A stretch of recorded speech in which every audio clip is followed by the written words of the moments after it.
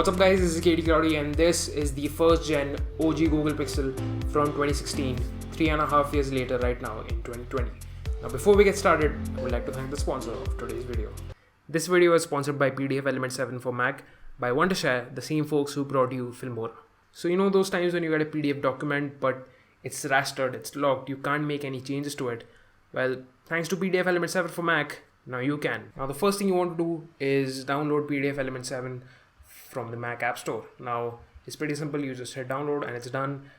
Since I already have it, I'm gonna load up this very immaculate specific PDF on high dynamic range video. It doesn't matter, you can load up any PDF to it, and well, you can do a ton of stuff with it, and you have this beautiful UI of PDFelement. It's great. And you have markup, you have text, you can add images. For example, in markup you can highlight stuff, you can strike through stuff, you can do some scribbling or circling with a pencil. If you don't like it, you can make it bigger or move it, which is pretty handy. Now the most important part, the most mind-blowing part, is that you can edit text right into the PDF without any hassle, just like that. So if I want to remove this block of text, I can do it just like that. If I want to add my name, there you have it. And you can do tons more other stuff. You also have this advanced OCR text recognition, which is optical character reading.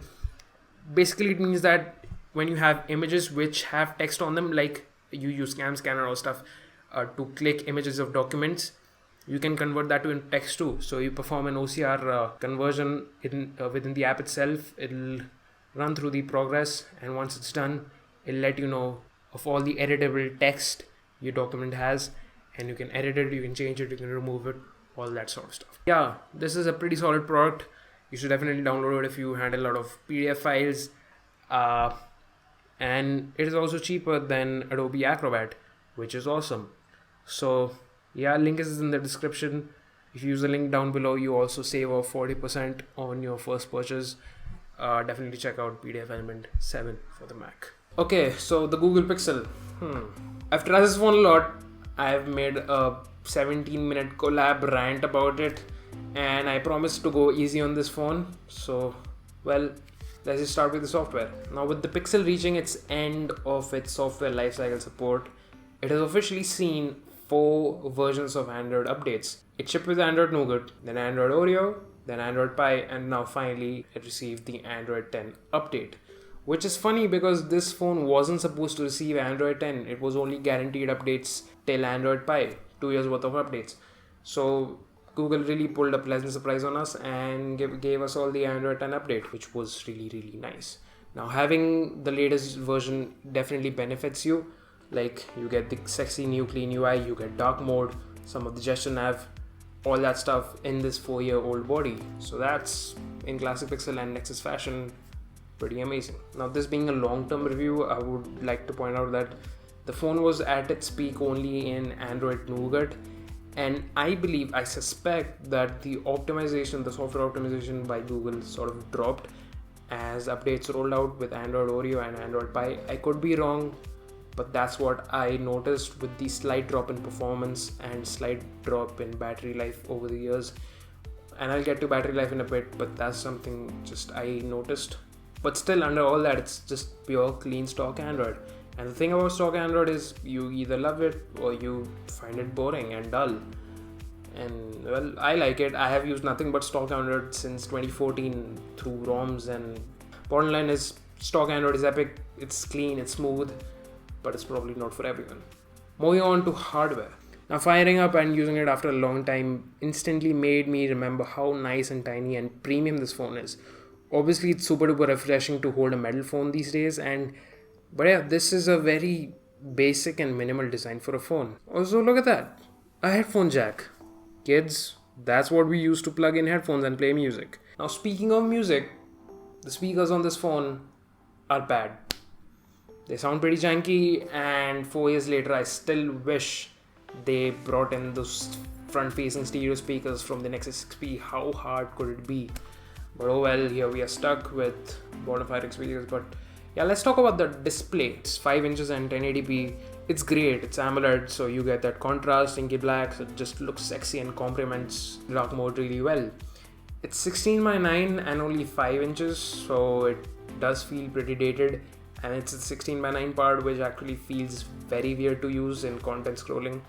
But actually from watching videos and stuff, it actually is pretty good. Combine that with the AMOLED display, you can easily watch some HDR content.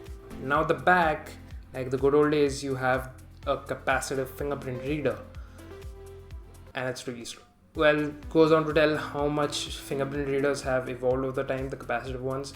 Performance, like I said, has been super smooth when it comes to browsing through the OS, thanks to the Snapdragon 821. The 4 gigs of RAM also falters, doesn't hold as many apps in memory actively, so that's one thing.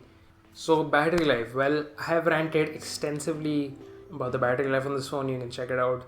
Basically a small battery, 2700 milliamp hours. Also degradation at play resulted for the lack of a better term, very shit battery life, you could say. Obviously it doesn't last you through a day, and a battery swap might do the trick for you, but let's face it, there's only so much a 2700 milliamp hour battery could do. That was pretty negative. Well, let's cheer things up and talk about the camera. Well, Pixels are known to have excellent cameras, and this one is no exception.